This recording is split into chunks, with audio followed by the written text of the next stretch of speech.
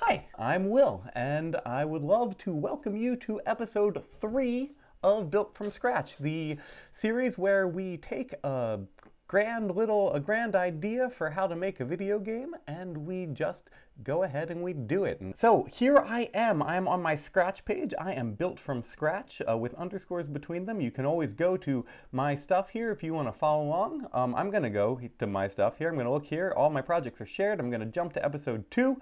I'm going to look in. I'm going to see inside. And we're going to start building off of it. So what do I need to do? Well, the first thing I need to do is I need to make a copy of this. I'm going to save this as a copy. I'm going to change the name from episode 2, Scrolling the Universe Copy. I'm going to change it to episode 3, and then I will give it the rest of the title later, because who knows what we might accomplish. It's a complete mystery. Although I have a really good idea.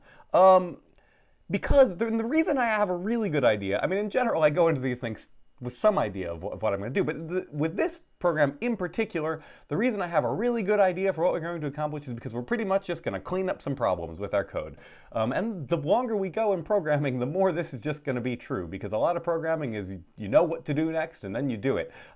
So the problems with our code here, we got this wonderful little starship. We can turn it, we can fly it, we can fly around the universe, and we can go try to get ourselves to these little planets here. And they scroll around, and I can get to this green planet, and it's wonderful, and it's fantastic, and it's really fun. But one of the problems is that once I start going from place to place, my starship's velocity becomes just enormously, ridiculously fast, and it becomes essentially impossible to pilot, because I'm just like boom and this direction, and then I need to go really far in the other direction, and I gotta go boom, and then there's the planet here, but I'm just going careening back and forth and back and forth. And that's not all that fun, and it's really hard to control. And while that might be a really great video game representation of what it would feel like to actually pilot a starship going faster than the speed of light,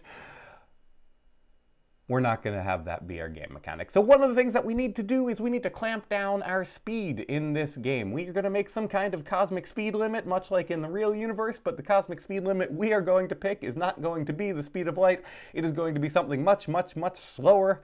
It's going to be something like 5. Who knows what the units are? I don't know. It doesn't matter. We might eventually think about what that is as we build our universe. We might actually want to think about like parsecs and speeds of light and things like that, and we might not, because it turns out we're making a video game, we're not making a universe simulation. So that's the first thing we want to do. The second thing we want to do, the other major problem with this game at the moment, is that, and I'm going to stop, I'm going to start again, is that these planets, this green planet, this blue planet, this red planet, this purple planet, all of them are off the screen right now. They are off the screen. I promise they're off the screen. They shouldn't be being drawn on the screen, but they are being drawn on the screen, because in Scratch you cannot give a position to you cannot set an X and Y position for a sprite that cause it to be drawn off the screen. What you can do is you can hide it, you can do all sorts of things to hide it when it gets off the screen, but you cannot set its position to something greater than the boundary of the screen, and that is what we are doing. We're continually setting its position to something that we calculate, and we're trying to set it to off the screen, and it doesn't work, and Scratch won't let us do that, so our things just kind of float around on the periphery of the universe, so they all kind of bunch up in the corner there. And that's not what we want. You know, we might, in the long run, want some kind of representation of the planets that is, when they're not being drawn, like some kind of mini-map, some kind of star map, something to make it cool and fun to navigate through this wonderful, great, expansive, unknown darkness and, you know, curious exploration, but we don't want them to just sit on the corner. So that's the other thing. We're going to need to clamp our speed. We're going to need to hide the planets when they are off the screen, and then we're probably just going to clean up our code a little bit, because it's starting to get a little gnarly in there. So without further ado, we're just going to jump in and do it. What did I say? I said the first thing we're going to do is we're going to set a cosmic speed limit, and I said that speed limit would be 5. Why did I say 5? I don't know. Why not? So I'm going to make a variable. It's going to be for player ship. It's going to be for player ship here. I just pointed with my finger, but you cannot see my finger pointing at my screen. I must point with my mouse. So I'm going to make this variable for player ship. I'm going to say for this sprite only, because, you know, who knows? Maybe every sprite has its own max speed, or maybe this, I don't know. I really don't know. So I'm going to make it for this sprite only. Max speed.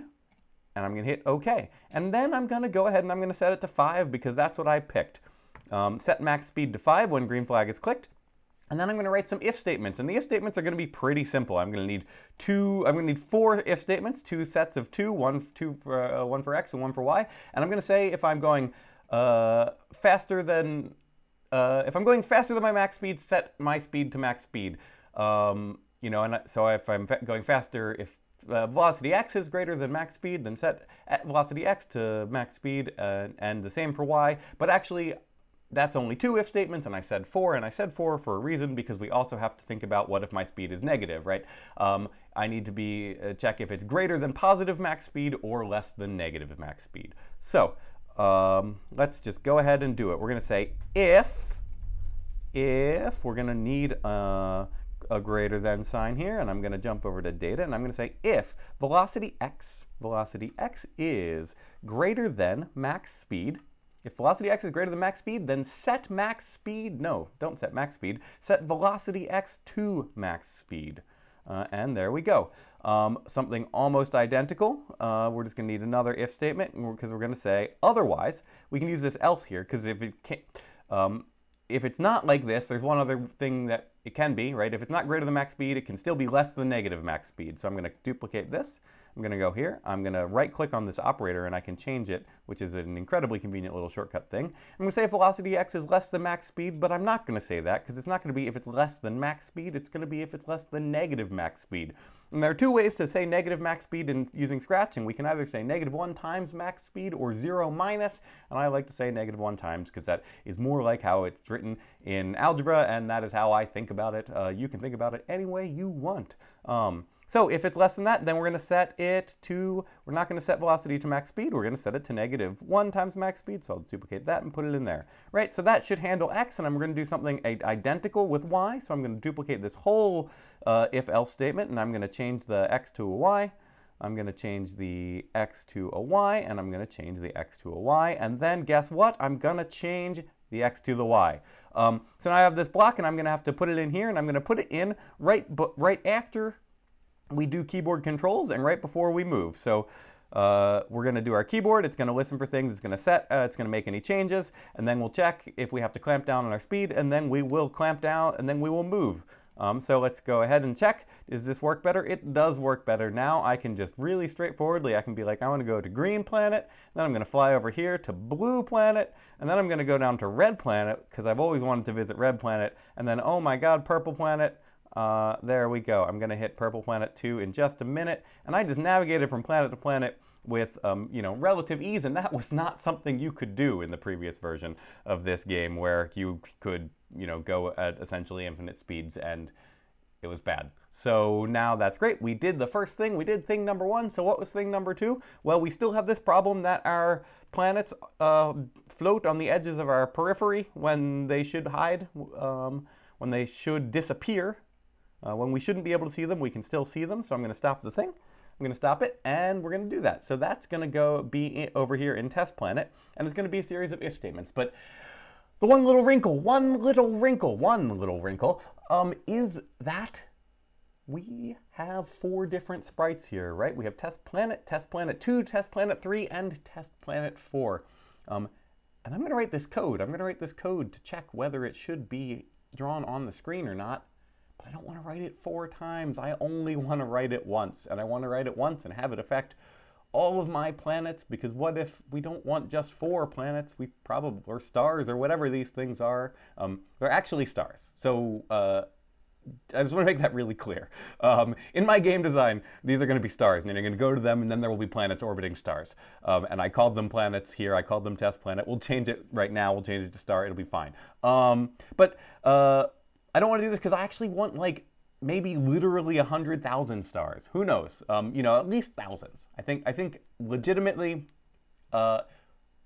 star count in the thousands, and we don't want to write the same code 1,000 times. We don't want to write the same code 4 times. We don't even want to write the same code twice. There's this fundamental principle in programming. It's called kind of don't repeat yourself, and it means what it means. Means what it sounds like. If you ever find yourself writing the same block of code twice, the same thing in multiple places, you should consider whether there is a better way, and there almost always is, and Scratch gives us a better way. So I'll talk about how to do that in a minute. But first, I'm going to delete these extra test planets, because we only want to write the code once and then have it work for everything. So we're going to write it here for test planet. We're going to check, we're going to verify that it works, and then we'll make there be lots and lots of test planets. But instead of calling them test planet, I'm going to call it test star, because now it's a star. We have gone, now we are traveling around the universe. We are no longer traveling around planets.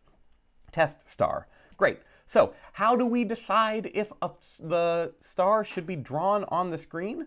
Well, we must just decide if its position is to the right of the rightmost side. It should not be drawn. So the conditions under which the planet should be drawn on the screen are that its position is to the left of the rightmost side, to the right of the leftmost side, below the top, and above the bottom. If all four of those things are true, then it is bounded by this little rectangle and we should draw it. Otherwise, we should not. So we're going to need an if statement. We're actually just going to need one. We're going to need an if statement, and it's just going to be one if statement, but it's going to be an if else. And it's going to need a lot of ands, right? I said and a lot there, so I'm going to need to check some things. I'm going to need to check some things. So we're going to need to say if we're going to need this and we're going to say if the x position, because what we're doing here is we're setting our x position to the position that should be where we're going to draw it on the screen. And so this x here, this kind of built-in Scratch screen x position, is a perfectly reasonable thing for us to use for this. We're not going to care about our world x. We're only going to care about our x and our Scratch screen x. And I wish we could just rename this to screen x, but we can't, so that's life. So we're going to check if our x position is greater than the leftmost side. And so if it's to the right of the left, so what is the leftmost side of Scratch? It is negative 240. So we're going to say if it's greater than negative 240. And we're going to duplicate that. And we're going to say and it's less than the maximum over here, which is 240. And 240, but actually 240. Yep. We're gonna keep needing more things, right? We're gonna need that, and we're gonna need another and, because we're gonna say if it's greater than x position is greater than negative 240 and is less than 240. Now we have to check our y position. I think you cannot right-click on these to change the value, unfortunately. So I'm going to have to go here, grab another one, and we're going to say if y position is greater than not negative 240, because it is not a square, the y position goes from 180 to negative 180. So if y position is greater than negative 180 and y position is less than 180, and so if both of these things are true, or if all four of these things are true, rather, this long little and here, then we will show our planet. And that's over here in looks. And then otherwise, if we're not going to show it, we're going to hide it. So now that planet is gone, I'm going to just go ahead and I'm going to try to fly over there. Unfortunately, I need to get myself over to 500, I guess. Why? So why am I going in the wrong direction? Hit go. 500, 500. So I'm going to fly up to 500, 500. And it should get there, and indeed there it is. And I go off the screen and then it disappears. And that's perfect. Wonderful. So now we've done this for test star. Now we want to make it so there's lots and lots and lots and lots of test stars. So how are we going to do that? We're going to do that using this thing called clones. Right? So I can right-click on test star and I can choose duplicate. And before the program starts running, I can make as many copies as I want. But first of all, I can make copies one at a time by right-clicking and choosing duplicate, and that's annoying. But second of all, I have to have decided how many stars I want at the beginning of the before anyone runs the program. And that might be fine for stars, it might not be, but it's not fine for a lot of things in programming, because really what we want is we want the program to make copies of things on the fly. So how do we do that? We use this feature called clones. I'm going to go over here into events, and there's this block called create clone of myself. So I'm going to move all of this stuff out of there, and I'm going to just say when green flag clicked, repeat 10, create clone of myself. I'm going to make this a variable, and I'm going to make it for this sprite only, and I'm going to say star count so that we can just decide how many stars we want. We're going to repeat star count times. I'm going to set star count to 100. And then, so now I can hit go, and I'm going to get a whole bunch of stars, but they will all just be kind of somewhere random. So and they won't do anything because I've disconnected all the code from it. But I've disconnected all the code because I want, when the green flag clicked, all I want it to do is make copies of itself. And then I want all the clones to do their own thing, so when they start as a clone. So now when I start as a clone, set world X to 500, well, I don't want 100 stars all at 0.500, 500. I'm going to make them be in a random place, and I'm going to make them be a random place from negative 2,000 to 2,000. That seems reasonable. And I'm going to do that there. Maybe negative 1,000. That, I don't know. We'll see. We'll see how spread out it is. I second guess myself. We'll see what happens. And so there it is. That should pretty much do it. I'm going to hit go, and we should just get a whole bunch of stars. Now they're starting to appear in the universe, and now I can fly from place to place. There's a problem.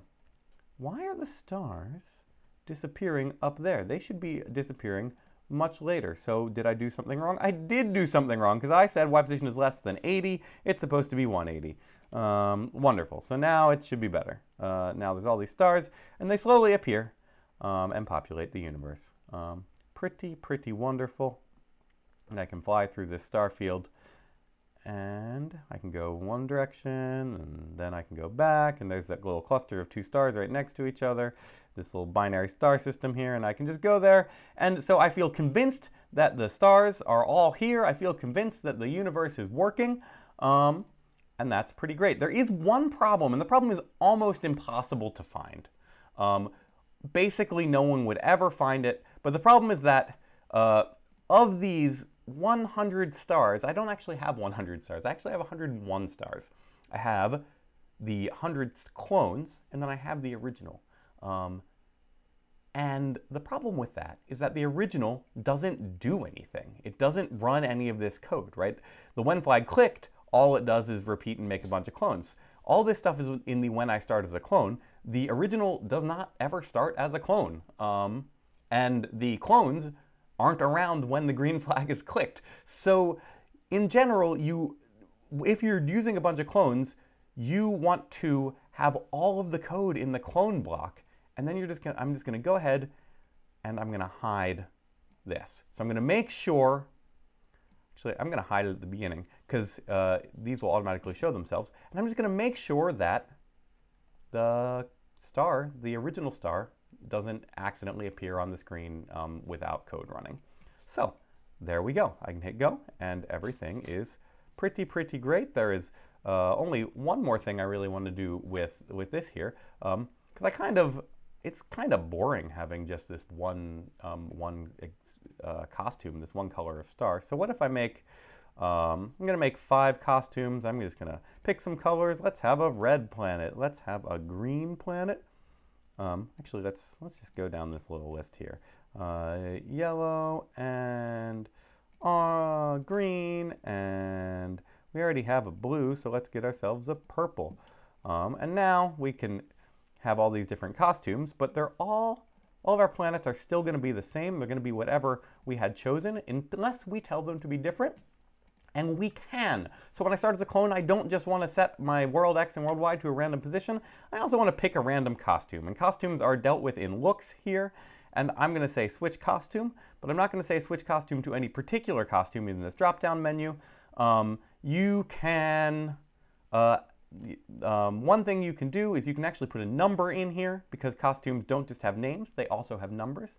And so my costumes are numbered 1 through 5, so I can just pick a random number between 1 and 5 here. And now I should get a wide variety of all of the different stars.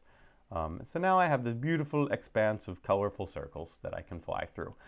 We are pretty much done. We're pretty much done with stuff we wanted to add, but there's one more thing I want to do to this code, and it is just to get it a little bit more under control, because there's a problem, right? This code, this block of code is just giant and enormous. And so we're going to want to clean it up a little bit. But you know what? Actually, I lied. I don't want to do that right now. I think this is about long enough, so this is what we're going to do next time. Next time we will work on cleaning this code up, making it so it's a little more readable, and we will think about what happens when we go to a star. Because as I said, we're going to want to go to a star, we're going to want to go to a star system, have some planets orbiting. But this is pretty good. I think I'm pretty much just about done. So what am I going to call this? I'm going to call this episode 3, fixing some bugs. And I'm gonna save it while it's saved. So I'm gonna go to my project page. I'm gonna click share once it loads up. I'm gonna click share, and you can feel free to do whatever you want with it. Until next time, I am Will. My username is built from scratch with underscores. You can find this and other videos on our YouTube channel, Making Things. And please, please, please, if you have any interesting suggestions, comments, questions, or anything at all you want to say, feel free to send me a message on Scratch. I would love to hear from you. Till next time, thanks.